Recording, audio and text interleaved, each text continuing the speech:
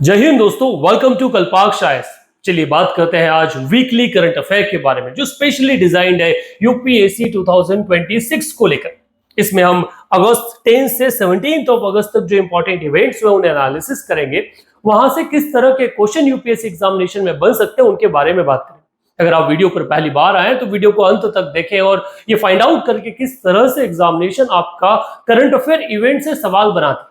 Video को अपने दोस्तों तक शेयर करना ना भूलें। चलिए शुरुआत करते हैं आज के पहले और महत्वपूर्ण इवेंट के बारे में जो पिछले सप्ताह हुआ। प्राइम मिनिस्टर नरेंद्र मोदी ने 79th इंडिपेंडेंस डे सेलिब्रेशन पे लाल किले से एक अनाउंसमेंट किया और वो अनाउंसमेंट था self reliance in energy of critical minerals, जिसको लेकर एक स्पेशल मिशन का अनाउंसमेंट किया। साथ ही साथ उन्होंने प्राइवेट सेक्टर के लिए भी न्यूक्लियर एनर्जी वाला जो सेक्टर है उसे ओपन करने की बात करी। अब ये इतना महत्वपूर्ण है क्योंकि लिबरलाइजेशन के समय जब हमने लगभग दुनिया के सारे सेंटर ओपन कर दिए थे, सारे सेक्टर्स प्राइवेट सेक्टर के लिए ओपन कर दिए थे, पर कुछ सेक्टर्स को इंक्लूडिंग एक्सक्लूसिवली सेंट्रल गवर्नमेंट के कंट्रोल में रखा था। उसमें से एक था न्यूक्लियर एनर्जी। अब भारत फाइनली लिबरलाइजेशन के लगभग 35 साल बाद फिर एक नया लिबरलाइजेशन कर रही है और इसे प्राइवेट सेक्टर के लिए ओपन करे। जब इतना महत्वपूर्ण मुद्दा है तो सवाल बनने की संभावनाएं प्रबल है। और यहां से अगर क्वेश्चन देखा जाए तो क्वेश्चन आपको इस तरह से फॉर्म किया जा सकता है। With reference to India's nuclear capacity consider the following statement. India's installed nuclear capacity stood at roughly 8.8 gigawatt as June 30, 2025. The government has opened the door of nuclear energy for private sector. India aimed to grow nuclear generation capacity 10-fold by 2047. Which of the above statement, how many of above statement are correct? Only one, only two, all three or none.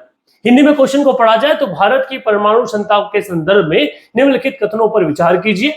30 जून 2025 तक भारत की स्थापित परमाणु क्षमता लगभग 8.8 gigawatt थी। सरकार ने निजी क्षेत्र में परमाणु ऊर्जा के द्वार खोल दिए हैं। भारत का लक्ष्य 2047 तक परमाणु उत्पादन की क्षमता को 10 गुना बढ़ाना होगा। ऊपर दिए गए कथनों में से कितने सही है? केवल एक, केवल दो, केवल तीन या सभी तीन या फिर कोई भी नहीं। आप क्या सोचते हैं? आपको आधार पर करेक्ट ऑप्शन क्या है आप कमेंट बॉक्स में लगाइए। जो लोग इस न्यूज को पहली बार कवर कर रहे हैं उनको थोड़ा सा एक ब्रीफ एक्सप्लेनेशन हम दे देते हैं। The explanation is the prime minister from red fort, उन्होंने इस बात को कहा कि वो भारत की न्यूक्लियर कैपेसिटी है उसे 10 गुना करना चाहते हैं बाय 2047। विकसित भारत 2047 का जो लक्ष्य भारत ने तय किया है उस लक्ष्य के आधार पर, इस आधार पर इसका स्टेटमेंट सेकेंड वो करेक्ट हो जाता है। अगर 23-24-25 के आधार पर क्रूड ऑयल इंपोर्ट में वैल्यू के आधार पर यह समझा जाए कि भारत का एक बड़ा पैसा जो है वो किस पे जा रहा है, वो इंपोर्ट पर जा रहा है, और उसी को खत्म करने के लिए भारत सरकार द्वारा यह कहा गया कि भैया हम खुद की न्यूक्लियर पावर, खुद का एनर्जी पर हम डिपेंडेंस होना चाहते हैं। हम एक मिशन चलाएंगे जो natural energy, rare earth material के एक्सप्लोरेशन को लेकर रहेगा। अब उसी में उन्होंने कहा कि बाय इंडिया, अगर वर्तमान के समय में भारत का टोटल प्रोडक्शन देखा जाए तो वो लगभग 8.1 गीगावाट के आसपास है और भारत हमेशा क्या कर रहा है, इसके जनरेशन को बढ़ाने की बात कर रहा है। इस आधार पर फर्स्ट एंड थर्ड स्टेटमेंट जो है वो दोनों स्टेटमेंट भी करेक्ट बनते हैं। तो टोटल अगर करेक्ट ऑप्शन के आधार पर इसका आंसर ढूंढा जाए तो all the three statement are correct. एक 8.8 गीगावाट इसकी वैल्यू है, हमने डोर ओपन कर दिए, और तीसरा ये 10 फोल्ड करने का हमारा 2047 का टारगेट है। All three statement are correct. C is the correct option for particular question. I think question, news और उसका एनालिसिस आपको समझ में आया हो। अगर कोई कंसर्न आपके मन में इस चीज को लेकर है तो आप कमेंट बॉक्स में डालिए। हम तभी इस सेशन को और बेहतरीन बना सकते हैं आपकी एग्जामिनेशन के पर्सपेक्टिव के आधार पर। अगर आपको कहीं कोई बदलाव की आवश्यकता लगती है तो कमेंट आपका हमें एक इंस्पिरेशन देता है। ये वैसा नहीं है कि हम आपसे सब्सक्राइबर की डिमांड कर रहे हैं, ये वैसा है कि अधिक से अधिक लोगों तक ये पहुंचे और आपकी और बेहतरी के लिए हम कुछ अच्छा कर पाए, उसका मोटिवेशन आपके कमेंट से ही मिलेगा। अगली न्यूज जो महत्वपूर्ण है समाचार में रही। When your pet needs blood transfusion, government plan to set up a network of blood bank for animals. इंसानों के बाद में अब जानवरों के लिए भारत सरकार द्वारा एक ब्लड बैंक की शुरुआत की जाए। ये one of its kind initiative है। इसकी शुरुआत पहले 2019 के आसपास मध्य प्रदेश में भी की गई थी, पर ऑल इंडिया लेवल पर इसका काम जो होगा। सो इंडिया का टोटल लाइवस्टिक पॉपुलेशन, अगर लाइवस्टॉक पॉपुलेशन देखा जाए तो 530 मिलियन के आसपास है और ज्यादा से ज्यादा लोग जो है वो पेट रखते हैं, और इस आधार पर एक नेशनल रेगुलेटरी फ्रेमवर्क और स्टैंडर्डाइज्ड प्रोटोकॉल के आधार पर veterinary transfusion medicine and secured blood banking and transfusion practice जो है उस गैप को फिल करने के लिए भारत सरकार द्वारा ये एक नया मिशन जो है ये चलाया जा रहा है। साइंस एंड टेक के आधार पर, सोसाइटी के इस अलग पर्सपेक्टिव के आधार पर भी ये सवाल एग्जामिनेशन में ये टॉपिक महत्वपूर्ण बनता है। अब क्योंकि इससे संबंधित एक सवाल देखा जा सकता है कि लाइव स्टॉक न्यूज में, तो लाइव स्टॉक से संबंधित एक सवाल आपके सामने, consider the following statement the livestock and the companion animal sector plays a pivotal role in the country's agriculture economy and rural livelihood। पहला, पशुधन और पशुपालन क्षेत्र देश की कृषि अर्थव्यवस्था एवं ग्रामीण आजीविका में महत्वपूर्ण भूमिका निभाता है। सेकेंड स्टेटमेंट है, the animal husbandry and dairying sector contribute about 30% of the agriculture gross value addition and 5.5% of the national economy. पशुपालन डेयरी क्षेत्र कृषि सकल मूल्यवर्धन में लगभग 30% और राष्ट्रीय अर्थव्यवस्था में 5.5% का योगदान देता है। उपरोक्त स्टेटमेंट के आधार पर आपको आंसर करना है। फर्स्ट, या तो both statement are correct and statement second is the correct explanation of A. Both statement are correct but the second is not correct explanation of first. Statement 1 is correct but second is incorrect and both the statement are incorrect, या first is incorrect second is correct। ये चार option आपके सामने दे रखे हैं कथन के आधार पर। अगर देखा जाए तो पहला और दूसरा कथन दोनों सही है, इनमें कहीं भी कोई गलती नहीं, और साथ में दोनों कथन सही होने के साथ में सेकंड स्टेटमेंट पहले वाले का सही एक्सप्लेनेशन भी करता है, तो इसका जो करेक्ट ऑप्शन बनता है वो बनता है ए इज द करेक्ट ऑप्शन। इसको थोड़ा सा आपके डेटा एंड फिगर्स के आधार पर एनालिसिस करने की कोशिश की जाए तो आपको बताया जा सकेगा कि इंडिया का होम जो एक वेरी लार्ज पॉपुलेशन, लगभग 536.76 मिलियन पॉपुलेशन जो है भारत में है। हम 20th लाइव स्टॉक सेंसस जो 2019 में कंडक्ट किया था उसके आधार पर अब इस डेटा में अगर ये देखा जाए तो भारत की इकोनॉमी में इनका जो हिस्सा है वो 30% एग्रीकल्चर का जियो और 5.5% नेशनल इकोनॉमी में इसका हिस्सा है। तो बोथ स्टेटमेंट सही है और स्टेटमेंट एक्सप्लेनेशन भी इनका करेक्ट है जो अभी हमने आपके बारे में बात की। ये वो क्वेश्चन जो इंपॉर्टेंट टॉपिक को पढ़ा जाता है। ये मैं बार बार लगभग हर सेशन में आपसे कहता हूं कि एक सवाल बच्चों के दिमाग में रहता है कि यार ये एग्जामिनेशन सवाल पूछती कहां से।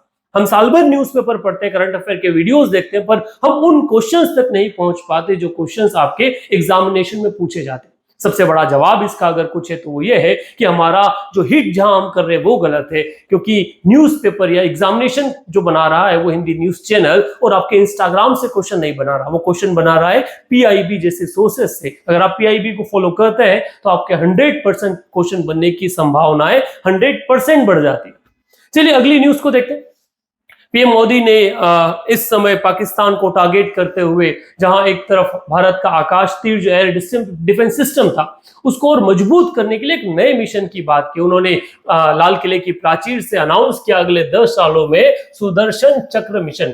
सुदर्शन चक्र मिशन जिसमें उन्होंने कहा कि वो इंडिया की इंडिजिनियस कैपेसिटी बढ़ाने वाला है, भारत का खुद का अपना आयरन डॉम सुदर्शन चक्र के नाम से बनाने वाला है, इंडिजिनियसली बनाने वाला। अब इतना बड़ा मिशन, इतना बड़ा प्रोजेक्ट है तो सवाल बनना वाजिब है।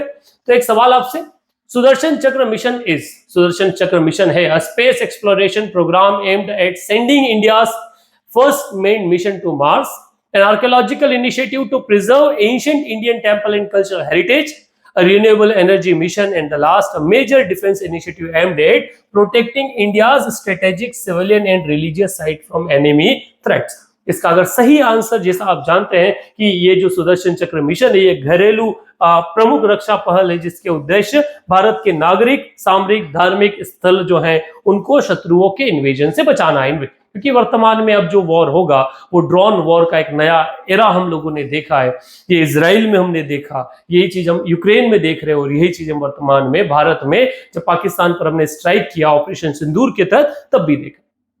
तो महत्वपूर्ण है क्योंकि प्राइम मिनिस्टर ने लाल किले पर या अपने भाषण में 103 मिनट के अपने लंबे भाषण में इसको जगह दी है, तो यहां से सवाल बनने की संभावनाएं भी प्रबल। अगला क्वेश्चन यहीं से अगर निकाला जाए तो जापान के आधार पर एक रिपोर्ट छपी जहां हर देश, कुछ बड़े डेवलपिंग नेशंस जो है वो पॉपुलेशन राइज से परेशान है, जनसंख्या वृद्धि से परेशान।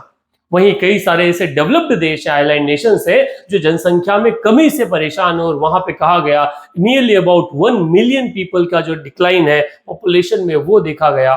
ठीक है, उससे सवाल पूछा गया which of the following countries has experienced decline in population from the 16th consecutive year, ठीक है, making the largest population drop since 1968। निम्नलिखित में से किस देश की जनसंख्या में लगातार 16वें वर्ष गिरावट देखी गई? तो उसका आंसर है आपका Japan. C is the correct option. ये जनरली न्यूज में है और यहां से सवाल भी है, तो उन्होंने क्लियरली इस बारे में मेंशन भी किया है कि 2024 में 1.120 मिलियन के आसपास, 12 करोड़ के आसपास क्या हुआ है, उसमें पॉपुलेशन में डिक्लाइन देखा गया। इतना डिक्लाइन जो है वो काफी, सॉरी माय मिस्टेक, 9 लाख के आसपास का डिक्लाइन देखा गया, जिससे अब वर्तमान की वहां की पॉपुलेशन 12 करोड़ के आसपास ही है। तो ये डिक्लाइन काफी कंसर्न्स रेज करता है किसी नेशन की आइडेंटिटी पे, उसके कल्चर पे और उसके एग्जिस्टेंस पे, क्योंकि अगर लगातार ड्रॉपिंग पॉपुलेशन एक समय उस देश का डिक्लाइन की तरफ ले जाती है, उस देश को खत्म कर देती है। चलिए अगली न्यूज वहीं से निकलकर ऐसी आती है। इंडिया एक नए मिशन पर है जिसका deepest ever Indian drive India ने किया। India aquanauts reach record depth in Atlantic prep for Samudrayaan mission. Bharat का जो समुद्रयान मिशन है उसके लिए भारत ने एक लॉन्गेस्ट डीपेस्ट जो ड्राइव है वो ड्राइव लिया। यहां से एक सवाल बनता है, with reference to Samudrayaan mission consider the following statement. Samudrayaan mission शायद आपने अभी तक कवर किया भी होगा आपके डेटा में, आपकी पढ़ाई के अंदर, तो आप उसको आंसर पहले से करने की कोशिश कीजिएगा। पहला पॉइंट है, it is aim to develop a self propelled manned submarine to carry human being to water depth of 6000 metre in the ocean. It is India's first main deep sea mission. Till now, only 2 countries have successfully carried out the Crivet Deep Ocean mission. How many of above statement are correct? Only 1, only 2, all 3 are none. सिमकानी आधार Samudrayaan mission के संदर्भ में निम्नलिखित कथनों पर विचार कीजिए। इसका उद्देश्य समुद्र से 6000 मीटर की गहराई तक मनुष्य को ले जाने के लिए एक स्वतः चालित मानव युक्त पनडुब्बी विकसित करना है। यह भारत का पहला मानव युक्त गहरे समुद्र का मिशन है। अब तक केवल 2 देशों में ही चालक दल सहित गहरे समुद्र में सफलतापूर्वक मिशन चलाए गए। इनमें से कौन सा स्टेटमेंट जो है वो करेक्ट है? अगर इस स्टेटमेंट के बारे में बात करें तो इसका क्लियरली इस जो मेन एम जो यहां से क्वेश्चन से निकल कर आता है तो ये कहता है कि Samudrayaan mission is aimed to develop a self-propelled main ocean submarine, ठीक है, with the 3 human being a water depth of 6000 meter in the ocean। इस आधार पर स्टेटमेंट 1 जो है वो करेक्ट बनता है। Second statement, Samudrayaan is the part of country's deep ocean mission which will be the first time to take 3-member crew in 6000 meter, जिसको लेकर हमने बात की, तो सेकेंड स्टेटमेंट भी यहां से करेक्ट है। और the mission aim to develop the technology to access and transport tons of valuable mineral from the ocean bed in the environmentally safe manner. और ये लोगों को उसके लिए एक्वापाइट करने की बात है। अभी तक 5 country USA, Russia, China, France और जापान के पास ये मिशन है। इस आधार पर थर्ड ऑप्शन करेक्ट होता तो only 2, B is the correct option की 2 ऑप्शन इसमें से क्या है वो करेक्ट है। तो ये वो क्वेश्चन जहां से सवाल बनने की संभावनाएं प्रबल होती है। ऐसी एक न्यूज एक और जो न्यूज में रही, Kerala is set to become India first digitally literate state. ठीक है, लगभग 21 अगस्त को केरला के जो चीफ मिनिस्टर है वो ये अनाउंस करने वाले हैं कि केरला जो है भारत का पहला 100% डिजिटल लिटरेसी जो रेट है वो बना। सो सवाल यहां से बनेगा, which of the following state is India set to become India first digitally literal state. भारत में निम्नलिखित में से कौन सा राज्य भारत का पहला डिजिटल रूप साक्षर राज्य बनने के लिए तैयार है? तो उसका सही आंसर है केरल, जो अभी हमने डिस्कस किया। और इसको लेकर उन्होंने अपना जो डेटा है वो डेटा शेयर किया है कि अगस्त 21, ठीक है, chief minister of Pinarayi Vijayan जो है वो केरला को इंडिया की पहली ऐसी स्टेट के रूप में डिक्लेयर करने वाले हैं। सो ये डिजिटल प्रोग्राम वहां चलाया गया जिसके तहत डिजिटल, और वर्तमान के समय में जिस तरह से ट्रेंड बदला है, डिजिटल लिटरेसी की आवश्यकता काफी ज्यादा है और वही चीज हमको यहाँ देखने को मिलती भी है और केरला उसमें काफी आगे है। तो option 1 is correct for the particular question. एक क्वेश्चन एक और जो इंडिया की पहले हाइड्रोजन ट्रेन को लेकर है। India first hydrogen train clears key trial ahead of launch. Bharat अपना पहला हाइड्रोजन ट्रेन जो उसकी शुरुआत करने वाला है और ये न्यूज आपने हर जगह देखी होगी, हर प्लेटफॉर्म पे देखी होगी। अब इतना महत्वपूर्ण न्यूज है तो सवाल तो बनेगा और सवाल आपसे पूछा जा सकता है, with reference to the hydrogen train engine India consider the following statement. India's hydrogen powered engine developed with indigenous technology can deliver 1200 horsepower surpassing other hydrogen engine across the world. The locomotive designed by the Rail Vikas Nigam Limited, which of the statement is correct? स्वदेशी तकनीक से विकसित भारत का hydrogen संचालित engine दुनिया भर के अन्य हाइड्रोजन इंजन के पीछे छोड़ते हुए 1200 हॉर्स पावर की शक्ति प्रदान कर सकता है। इसे लोकोमोटिव रेल विकास निगम द्वारा बनाया गया है। कौन सा स्टेटमेंट इसमें से करेक्ट है? अगर आपने हाइड्रोजन ट्रेन को लेकर कोई न्यूज पढ़ी है और अगर आप इसका सवाल का आंसर कर पा रहे हो तो ठीक है, और अगर आपने पढ़ने के बाद आप ये क्वेश्चन को आंसर नहीं कर पा रहे हो तो ये एक बड़ा सवाल आपके उस वे ऑफ प्रिपरेशन पे है, वे ऑफ कवरिंग न्यूज पे है कि जिस तरह से आप न्यूज कवर कर कर भी आंसर नहीं बना पा रहे, तो फिर वैसे पढ़ाई करने का ऐसे कोई सेंस नहीं बन जाता। तो हमारा महत्वपूर्ण है कि हम इसको आंसर कर पाए। जिन लोगों ने नहीं किया उनके लिए थोड़ा सा एक्सप्लेनेशन हम दे देते। इंडिया क्लियर्ड इस हाइड्रोजन पावर ट्रेन जो है, जिसे हाइड्रोजन फॉर हेरिटेज नाम से हम जो है मिनिस्ट्री ऑफ रेलवे शुरू करने वाला है। The hydrogen train will push India's ahead of journey towards the green transportation technology with the support of zero carbon emission. Railway will perform the free trial of the first hydrogen transit from Jind to Sonipat in Haryana, which is 89 km long or administered by the Northern Railway Delhi Division. India's hydrogen powered train is developed by the Research, Design and Standard Organization, is expected to the world's most powerful, with the most countries have produced hydrogen engine with capacity of 500 and 600. India has made a significant advancement by doubling 1200 horsepower. इसलिए इसका जो correct answer है वो बनता है ए। Second, क्योंकि इसको develop किसने किया? Research, design and standard organisation द्वारा। तो ये रेल निगम द्वारा बनाया गया आइटम नहीं है, इसलिए इसमें से एक अकेला ऑप्शन करेक्ट है, ओनली वन स्टेटमेंट इसका। ये वो क्वेश्चंस जहां से सवाल बनता है। ये आदमी को आप जानते हो, हेमंत बिश्वा सर, आसाम के सीएम। इन्होंने एक नया प्रोग्राम जो है वो लॉन्च किया। इन्होंने एक पोर्टल लॉन्च किया जिससे ऑनलाइन गन लाइसेंस के लिए अप्लाई किया जा सकता है। अब भारत में शस्त्र रखना एक अलग सिंबल है और वहां इससे निकल के एक सवाल जो है वो बनता है। उस क्वेश्चन को आप स्टडी कीजिए। With reference to the acquisition of arms in India governed by Arms Rules 2016 framed under Arms Act 1959, consider the following statement. Bharat में शस्त्र अधिनियम 1959 के अंतर्गत निर्मित शस्त्र नियम 2016 द्वारा शासित हथियारों के अधिग्रहण के संदर्भ में निम्नलिखित कथनों पर विचार कीजिए। License for arm and ammunition in the permissible category, however, are governed by Ministry of Home Affairs.